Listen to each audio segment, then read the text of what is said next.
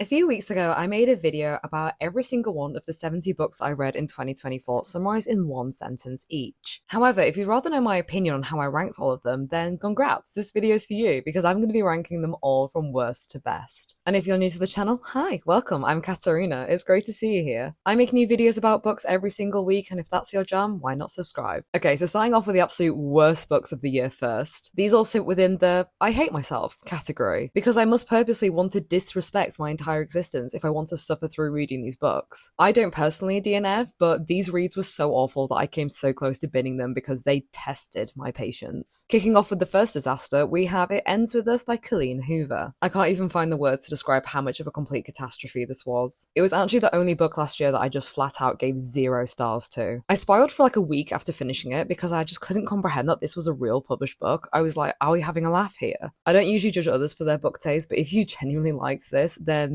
I am listening and I am judging. Next up, we have The Satsuma Complex by Bob Mortimer. This book is proof that male comedians should be banned from writing novels. It was like a ridiculous fantasy, but written by like the most boring guy on earth. Even the cover is awful. There is literally nothing redeeming about this one. And you'll be pleased to know there's only 3 books in this category, so the final one is Beach Read by Emily Henry. How is this book even popular? How are people liking this? The writing was so cringy and awful, the characters were just insufferable, like literally, may a love like this never find me. To call this a romantic comedy is honestly an insult to the genre. Moving swiftly on, thank God, the next category we have is Go Girl, Give Us Nothing. I didn't despise myself as much for reading these, but there was still a great deal of suffering involved. It quite literally offered nothing, and my life was no better off from reading these. If anything, I was worse off because I just wasted my time reading them. The first book in this category is Mr. Salary by Sally Rooney. The very fact that this book is about a student who is in love with her own guardian that's 15 years older than her is so weird. And if you want a book where you listen to this unsufferable girl whine about how much he doesn't love her back, then hey, this book is for you. But I pray that you have a scrap of taste and never pick this book up. Next, we have Bellies by Nicola Dinan. Despite this having the most incredible synopsis and having the potential to be something amazing, the author somehow produced the most boring and tedious book ever. I never knew it was possible to hate every single character in a book, but this book proved it.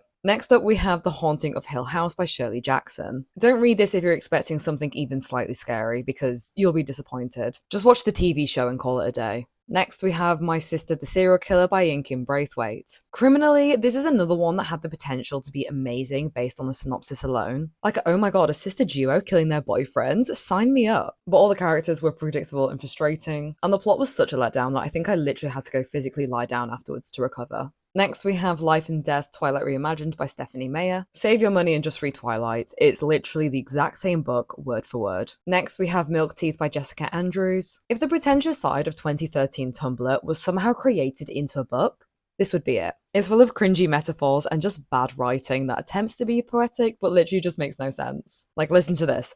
The music is thick with joy and it presses into me like wet sand. Wet sand? Really, girly pop? Could we have not found a better simile? But before we actually come up with one, the next book is The New Me by Hallie Butler. This honestly felt like a knockoff version of My Year of Rest and Relaxation by Atessa Moshfegh, but this wasn't funny or clever in the slightest, it was just depressing and boring and a waste of time. And lastly in this category, we have A Court of Frost and Starlight by Sarah J. Maas. I liked the ACOTAR series, but this was honestly the most unnecessary book ever to be published. It was just a filler novel, like nothing happened and didn't add anything to the other books. I'm not even joking when I say that you can skip this book and the rest of the books will still make sense even without this one. Okay, we're now moving on to some more manageable books. And the next category is called Waiting for You to Be Better. I felt like these books had the potential to be good, but they still kind of flopped. I actually think this is my biggest category, so apparently I'm waiting for a lot of books to be better. Kicking off, the first book we have is Notes on Heartbreak by Annie Lord. This memoir started off so well. It was such an intimate and relatable look into her relationship and breakup, but it very, very quickly got whiny and repetitive, and to be honest, she kind of came across as petty and immature. Halfway through, I was getting crazy secondhand embarrassment from what she was doing. Like, if there's one girl that needs to learn how to decenter men in her life, it is this one. Next up, we have Wayward by Amelia Hart. This book was marketed as being like witchy and girly, which is honestly sounds like my dream book. But instead, this was just 400 pages of multiple women suffering abuse from various men throughout history. And even worse, there was no redemption or revenge, just the message of, look what we women have to put up with. It was just depressing and boring, and there was also no magic involved whatsoever, so I felt like the marketing on this book completely missed the spot. Next, we have The Lovely Bones by Alice Sebold. The first half of this book had such promise. I felt like it had such a unique concept and really layered characters. But the second half of the book went so quickly downhill, especially when, like, she astral projects herself from heaven into her bestie's body in order to sleep with her school crush. There's a reason they didn't include that in the film, so I would just recommend you to watch that instead. Don't pick up the book. Next up, we have Tuesdays with Maury by Mitch Albom. This is going to be a hot and controversial take, but I honestly feel like the only reason this book is popular is because it was about a real person that has unfortunately since passed away. If it was fictional, I'm sure that everybody would say that this is the most obvious and cliche waffle that they've ever read. All the life lessons are the literal embodiment of a live, laugh, love, and I cannot entertain the notion that there was anything profound here. Sorry. Next, we have Summer by Ali Smith. This is the fourth and final book in the author's seasonal quartet, and to be honest, it's quite apparent. A lot of the content and messaging was just recycled from her previous 3 books, and I don't know, there was just nothing new here. Plus, a lot of the concepts were just so abstract and pretentious that the majority of it honestly went over my head. Next, we have Days at the Morisaki Bookshop by Yotoshi Yagisawa. I usually love cozy Japanese literature, but this just felt like one of those books where it was basically about the main character's love for books. I'm not gonna lie, it comes across as lazy and cliche, like you're banking on an audience who reads to relate to a book about reading. The plot was predictable, the characters were kind of boring, and I was actually just sort of snoozing by the end of this. Next, we have Hot Milk by Deborah Levy. I did like the metaphors and magical realism in this book. It was something different, and I also really rated the ending. But sometimes I felt like things were starting to get a bit too abstract to the point where it wasn't really making sense in terms of the plot. Plus, the main character just let her mum treat her so awfully throughout this whole book that I just really didn't like the dynamic between them two, and it made reading it less enjoyable. Next up, we have Mother Thing by Ainsley Hogarth. This book had such potential to be a banger, okay? We follow an unhinged woman trying to rid of her dead, toxic mother-in-law's ghost. The trajectory of this book honestly was just like a steady decline, and then it just had a massive drop-off at the end. The ending was so bad that I wanted to reach into the book and strangle the main character because it was such a bad ending. Next, we have Conversations on Love by Natasha Lunn. The premise of this book was so solid, but I felt like it mainly just focused on the author's ideas and experiences of love, which would have been fine if it was marketed as that, but it wasn't. It was marketed as a universal view on love. And I kind of just got fed up by the end of the author just repeatedly stating her opinions and experiences. Next, we have Bonjour Tristesse by Francois Sagan. This was honestly just fine. I liked the vibe of the book being set in summer on the French Riviera. It felt very classy and rich. The story was a bit slow to get into, but I liked how multi-layered and complex the characters were. But then the plot kind of coasted throughout, and then the ending was so abrupt, it felt like it was just done for shock value. Next, we have A Court of Thorns and Roses by Sarah J. Maas. This is the first book in the ACOTAR series, and it's so mid that I actually considered binning all the other books. But everyone told me to stick to it because apparently it's universally known that the first book is the worst. It was just slow, and the main character is that kind of brand in fantasy books where she'd rather go back to a human life in poverty rather than enjoy the riches and pleasures of her new magical life. But whatever, she is not like other girls. Next, we have Franny and Zoe by J.D. Salinger. This book was quite relatable because I too spiral at the superficiality and doom of modern life. But the main character was quite annoying, and she was just like crashing out in the most dramatic way that like kind of had me fed up with her by the end. Next, we have The Year of Magical Thinking by Joan Didion. I loved the commentary on grief here and how as humans we try and cope with the death of those close to us. But this aspect of the book was actually super short, and she started talking about other things, including doing a lot of name dropping. And I mean, look, we don't need to know the names of the celebs that you had lunch with. It doesn't add anything to the plot, and it actually just comes across as insufferable. Next, we have Why Men Love Bitches by Sherry Argov. I rated this for redefining the term bitch to basically mean a self-respecting independent woman who centers men. Like, yes, slay. But some of the techniques to actually win over men were kind of toxic and honestly incredibly outdated. I feel like this should be retitled to Why Toxic Men Love Bitches. Next, we have Wicked by Gregory Maguire. This story is entirely different from the film and musical. It literally includes an orgy with humans and animals, so proceed with caution if you want to read. Next, we have How to Stay Sane in an Age of Division by Elif Shafak. Again, this was also just fine. I totally agreed with everything she said in this manifesto of the world becoming increasingly more polarized due to current direction of politics. But maybe because I'm already politically inclined, everything here just kind of felt a bit obvious, and I don't know, I didn't walk away with anything new. Next, we have The Stranger by Albert Camus. I loved the ending of this book. I thought the commentary in the final chapter was just phenomenal. I also thought the depiction of the legal process was very accurate of what happens in the court system. But up until that point, 95% of the book was boring. You're just following him around whilst he's performing menial chores. I get that that's part of his character, but I don't know, it was just tedious and frustrating to read. Like, Pookie, I am literally waiting for you to be better. Next, we have The Country Will Bring Us No Peace by Matthew Simard. I loved the concept of this book. I think parents struggling with a child's death is such an underexplored topic in literature, but the writing was just kind of for me. I found the dialogue between the characters to be really unrealistic and it took me out of the story. I also wasn't really a fan of adding the magical realism aspect to this book. I kind of felt like it made the child's death less serious. So yeah, not the biggest fan on this one. And finally in this category, we have I Am Not Your Negro by James Baldwin. I actually thought the content of this book was incredible. It is such a necessary and important read, especially because if we're not taught about our history, we are just doomed to repeat it, and that's literally what's happening in politics right now. But I think because this is actually a manuscript of the film that was made before, the format didn't really work as a book. I would actually really recommend you to watch the film because the narrative is a lot clearer and I think you get a lot more important visuals that you miss out in the book. I mean, it's still an excellent book, but I do just think that the formatting makes it slightly incoherent. So we're now moving on to books that I'm more keen on. So we have the Let Him Cook category. These books aren't amazing, but they have a little something something in there. I wouldn't necessarily gush about them, but I would say read them if you have the time. First up, we have A Certain Smile by Francois Sagan. If you like the coquette Lana Del Rey aesthetic, then I think you'll like this book because it's about a girl having a romance with an older married man. I quite enjoyed the exploration of delusional choices and irrational emotions that come with being obsessed with someone completely unrealistic to you. It, quite concerningly, felt quite relatable to me, and I like the overall French classy vibe this had.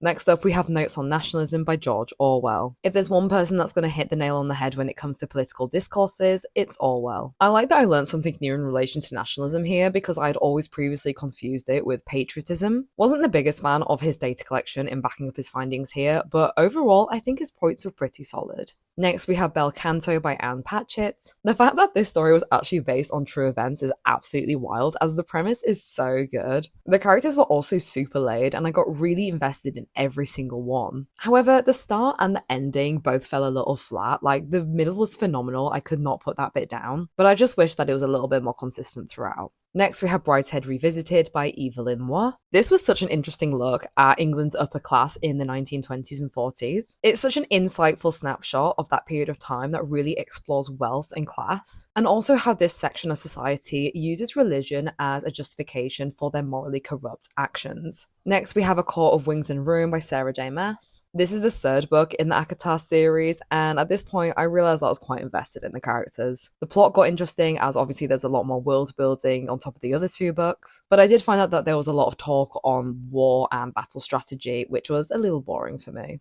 Next, we have My Body by Emily Ratajkowski. This was such a thought-provoking insider look on the modelling and entertainment industries, especially in relation to how the bodies of women are objectified and monetized, especially for someone like Emily, who has become famous because of this. However, sometimes when reading it, I did still feel like she was glorifying the industry and perhaps still contributing to its harmful narratives. Next up, we have Lapnova by Atessa Moshfegh. I love this author for her ability to write revolting yet captivating books, and this book fell nothing short of that. I just love how blunt and gross she could get, and she isn't afraid to get into the uncomfortable. I also loved the pandemic allegory here of the rich exploiting resources to stay safe whilst the poor suffer as a result. Next, we have Salt Slow by Julia Armfield. I'm not usually a fan of short story collections, but this was really, really good. I loved the themes into womanhood and transformation, and I also liked how all the stories were different, so they were actually quite memorable. And lastly in this category, we have White Nights by Fyodor Dostoevsky. If being a delusional yearner was a book, this would be it. It's raw, it's intimate, and it's a reminder how people can find solitude in one another in times of loneliness. It's not a love story, but a story about love, so prepare to have your heart broken by the end. For my next category, whilst these books may not be perfect, and I know that, I still liked them. And that's why I'm calling this category, But Daddy, I Love Him. These are pretty good. Not my end game, but I still got a good kick out of them. First up, we have Spring by Ali Smith. This is the third novel in the author seasonal quartet. And whilst this novel at times was a bit too abstract from me, I still really enjoyed the themes explored. It touched heavily on migration, identity, grief, all explored by really complex and relatable characters. It also showcased personal troubles reflected in political discourses, which is something I absolutely love. Next, we have Why We Eat Too Much by Andrew Jenkinson. We need more information on how Western diets and food just completely ruin our appetite and metabolism, because this book was so eye-opening. It doesn't talk about calories or crash diets, but it purely teaches you what foods are good for your body and why. Next up, we have All My Rage by Sabaa Tahir. I too am raging after I finished this book because it accurately showcases the shocking discrimination that immigrants have to face when they move to a new country, especially in the West. If you yourself are an immigrant or you're from immigrant parents like myself, you will definitely relate to this book. Next, we have The Unexpected Joy of Being Sober by Catherine Gray. As a British girl, I drink a lot, yet I still found this book so insightful and interesting. Even if you don't want to quit and just cut back, this book has so many advantages and reasonings on why you should. Plus, this author is actually quite genuinely hilarious, and this memoir on a whole was just really fun to read. Next, we have The Queens of Sarmiento Park by Camila Sosa Velada. This novel broke me, but in a way that I was thankful for. It sheds light on the trans community in Argentina and the length that sex workers will go to in order to survive. Honestly, we need more stories like this from marginalised groups to educate ourselves on their struggles, even if it leaves you crying by the end. Next up, we have Walk the Blue Fields by Claire Keegan. This is just a gorgeous short story collection that's set in rural Ireland and it's full of beautiful tales. All the stories actually felt different because they explored various types of people and different dilemmas. And Claire Keegan's writing is just so wonderful. This was actually my favourite short story collection from last year. Next, we have The Invisible Life of Addie LaRue by V.E. Schwab. Not only do I love historical fiction, I am a hopeless romantic, and I also love the concept for this book. A girl making a deal with the devil to live forever, but then is forgotten by everyone she meets, apart from a boy who she meets 200 years later? Sign me up. Next, we have The Yellow Wallpaper by Charlotte Perkins Gilman. I too have become obsessed with wallpaper, especially in hardware stores. I'm just kidding. Sort of. But this is an excellent depiction on women's mental health struggles, especially in relation to postpartum depression. Next, we have Less Than Zero by Bret Easton Ellis. I love any book or film that's set in 1980s America. I think the vibe of that era was just honestly immaculate. But I also like how this book looks at the dark side the youth endured when it came to their wealthy and morally corrupt parents. Next, we have No Longer Human by Osamu Dazai. This book felt like reading an alternative version of Patrick Bateman, but in 1940s Japan, just without the murdering girls to feel something part. His detachment from others and alienation in society was just honestly fascinating to read, and I think you'd relate to this if you're particularly feeling a little bit fed up with society. Next, we have Sharp Objects by Gillian Flynn. I'm not usually impressed by psychological thrillers, but this one did it for me. The plot is straightforward, yet flawlessly executed. The characters are multifaceted and unpredictable, and the ending left me genuinely shook. Next, we have The Curious Case of Benjamin Button by F. Scott Fitzgerald. I had an unhealthy relationship with this film as a kid, and by that I mean I think I watched it like 20 times. But last year I found out I loved the book too, despite it having a completely different tone. It's more of like a comedy satire. It's short and sweet, and I genuinely had a blast reading this in one sitting. Next, we have Heaven by Miko Kawakami. This book sent me to heaven because I honestly had a spiritual experience reading it. If you were picked on by a child or teenagers from others in your school, then strap in because this will hit you a bit too hard. And even that aside, this book has absolutely phenomenal commentary when it comes to nihilism and why we as humans choose to suffer. Next, we have All the Lovers in the Night by Miko Kawakami. Yes, another book by the same author, but I actually love this one just a little smidge more. It explores how society is becoming ever lonelier and the struggle for those to find a genuine connection. And the author writes the most complex and realistic characters that you can't help but fall in love with them yourself. Quite literally, Daddy, I love them. And last but not least, in this category, we have Crime and Punishment by Fyodor Dostoevsky. This book was so real that I am convinced that the author himself killed a man, and the only way he stopped himself descending into absolute madness was to write a fictional book expressing his feelings about it. Just an unbelievable read, and again, I love this exploration into why we suffer and how we derive meaning from that. My voice is hurting, so I need a cup of tea.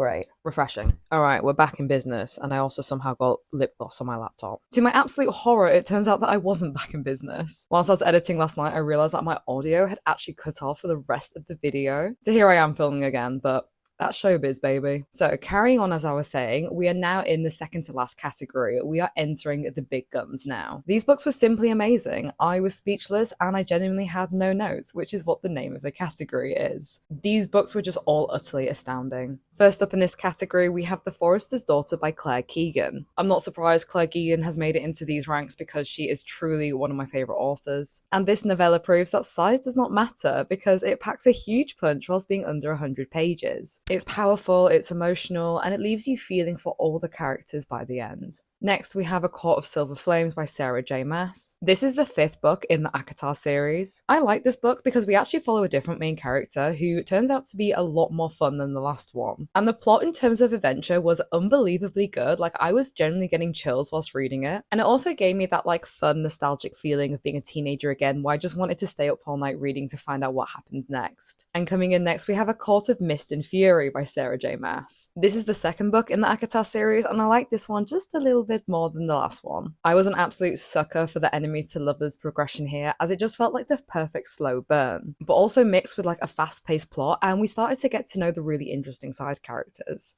Next up, we have Shuggie Bain by Douglas Stewart. This book explored alcohol addiction in a way that I've never seen before in media. It's raw, it's intimate, and the historical fictional aspects of it just made it feel so much more real. Plus, the unique setting of a working class estate in 1980s Glasgow really added layers to the story. Next, we have The Covenant of Water by Abraham Verghese. This book was so immersive that I thought I was in India, living through the generations of this family myself. It's one of those long, deep stories where you just get so attached to the characters, but also so heartbroken by the end. I took this book on holiday with me, and I was sobbing at the pool by the end. Fabulous, no notes. And yet another book I was sobbing to was Giovanni's Room by James Baldwin. I loved how this book explores the conflicting emotions when it comes to figuring out one's sexuality, and sometimes the shame and resentment that comes from that. The ending also left me quite genuinely surprised. I wasn't expecting it, but I think it really did show the consequences of living inauthentically. And the final book in this category is Ripe by Sarah Rose Etter. This novel very accurately showcased the absolute hellscape it can be working in late-stage capitalism, especially these super toxic workplaces that will do anything to make profit, even if it's at the expense of their employees.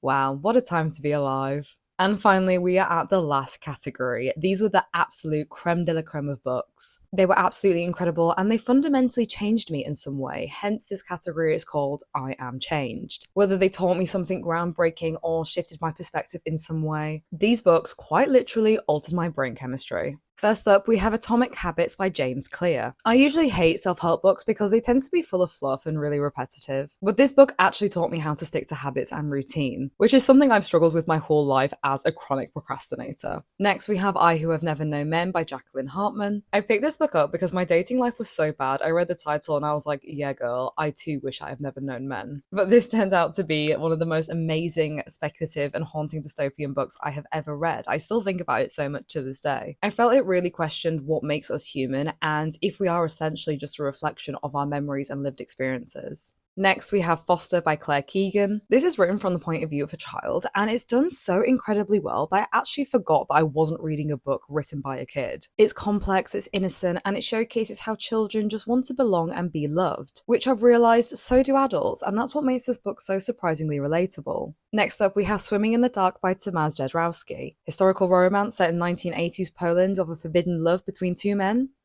Need I say more? But I will. It's political, it's heartbreaking, and it's just a gorgeous novel of yearning to be with the person that you weren't meant to be with. It's one of those right person, wrong time sort of novels which broke me, and obviously I ended up loving it. Up next, we have I'm a Fan by Sheena Patel. If you've been stuck in a situationship or have experienced unrequited love, then this book will be an absolute banger for you. I also loved how it explored social media and influences, which is not something that I've read before. And I especially admired the perspective of the main character, who was a woman of colour. It was just so good because it added so much more nuance to the story. Next, we have The Days of Abandonment by Elena Ferrante. If there's a book about an unhinged woman spiralling, chances are that I'll like it. This was so raw and it very beautifully depicted unrestrained female rage. I genuinely just remember lining pages and pages and pages of this book because it was all so fantastic. If there's anyone that knows how to write a complex woman, it's this author. Up next, we have Sunburn by Chloe Michelle Howarth. This is another one of those right person, wrong time romances, but this is set between two girls in 1990s Ireland. It's full of yearning, the complexity of female friendships, and religious guilt. And it was just so beautifully written that this story is quite honestly etched into my soul. Next, we have The Road by Cormac McCarthy. This is one of those dystopian novels that, as I was reading it, I was like, oh, this is likely going to happen, which made it terrifying, but also I was obsessed with it. It was like watching a car crash. It's like you know it's so horrific, but you just can't look away. It's brutal and emotional, and it explores what we as humans stay alive for. And it delves into the absolute pits of morality, sacrifice, and survival. And finally, the very last book in this category, and overall my favourite book of 2024, is Miracle in the Andes by Nando Parrado. This book quite literally shifted my perspective on what I put value on in life. I felt like I literally unlocked what the meaning to life was when I finished reading this. It made me feel so grateful to be alive and to have the family and friends that I do. And I know that sounds really dramatic, but this genuinely changed me as a person. I feel like other people that have read it kind of understand what I mean, but yeah, it was just incredible and it will stay with me for the rest of my life. And on that absolute bombshell of a book, those were all my books in 2024 that I read, ranked from worst to best. Did you read any of these books? If so, what did you think of them? And did you agree with how I ranked them, or would you rank them differently? Let me know in the comments below. If you like this video, please drop a like down below. It pushes my face in the algorithm to other people so they can hear me yap about books also. And if you're new here, please subscribe. I make new videos every single Tuesday. Feel free to also follow me on Goodreads, where I update what I read in real time. And feel free to follow me on my Instagram. I post my personal stuff on there, but I also post books as soon as I finish reading them, so you can see what I've rated them out of 10 and what they're about. And thank you so much again for being here, and I will see you in the next one. Bye!